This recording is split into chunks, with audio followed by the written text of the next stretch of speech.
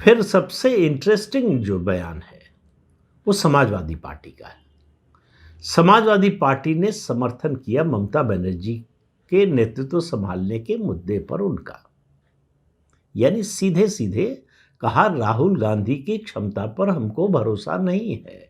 दरअसल ये जो स्टैंड है सबके कारण अलग अलग है। आम आदमी पार्टी ममता बनर्जी के साथ है।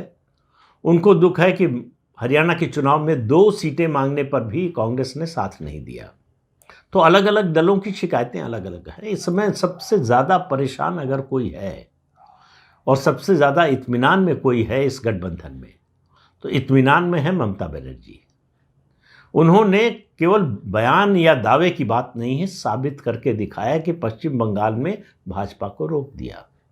अभी हाल में जो उपचुनाव हुए हैं उससे उनका हौसला और ज़्यादा, बल्कि कहें कई गुना बढ़ गया है। वो बड़ी मुश्किल में थी। आरजी कार मेडिकल कॉलेज की जो घटना हुई उसके बाद से लगातार वो चुप थी, कुछ बोल नहीं रही थी, ज़्यादा सक्रिय नहीं थी। लेकिन उपचुनाव में 6 की 6 सीटें जीतने के बाद उनका हौसला और बढ़ गया है। उनको ये संकेत मिल गया है, वो ये मानकर चल रही हैं, इस नतीजे का मतलब है कि पश्चिम बंगाल की जनता अब भी उनके साथ है, उन पर भरोसा कायम है उसका। भारतीय जनता पार्टी कोई बढ़त लेने की स्थिति में नहीं है। और कांग्रेस और सीपीएम तो वहाँ जो है वो जैसे गिरी हुई हैं ज़मीन पर, उससे उठ ही नहीं पा रही हैं। तो इसलिए ममता बनर्जी इत्मीनान में है। उनको लग रहा है कि मेरा घर ठीक है, केवल भतीजे की समस्या है। मुझे लगता है वो भी सुलटा लेंगी, उनको मालूम है कि कैसे कहाँ कौन सा बटन दबाना है। लेकिन अपनी पार्टी को लेकर, अपनी पार्टी जनाधार को लेकर, अपनी विश्वसनीयता को लेकर पश्चिम बंगाल में उनको कोई चिंता नहीं है। तो वो कह रहे हैं कि मैं पश्चिम बंगाल संभालते हुए इस गठबंधन का नेतृत्व कर सकती हूँ, करने के लिए तैयार। जो सबसे ज़्यादा परेशान है इस गठबंधन में वो है अखिलेश यादव।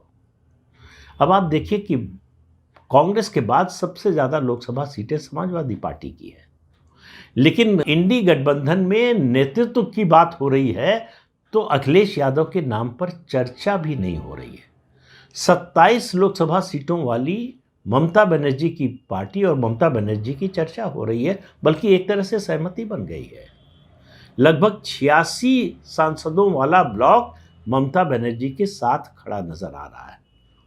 डीएमके वाले चुप हैं, एमके स्टालिन इस पर कुछ नहीं बोल रहे हैं, न राहुल गांधी के समर्थन में बोले न ममता बनर्जी के। तो आप देखिए 37 सीटें समाजवादी पार्टी की, 27 टीएमसी की, उसके अलावा 7 उद्धव ठाकरे की पार्टी की, 8 शरद पवार की पार्टी की, 3 आम आदमी पार्टी की,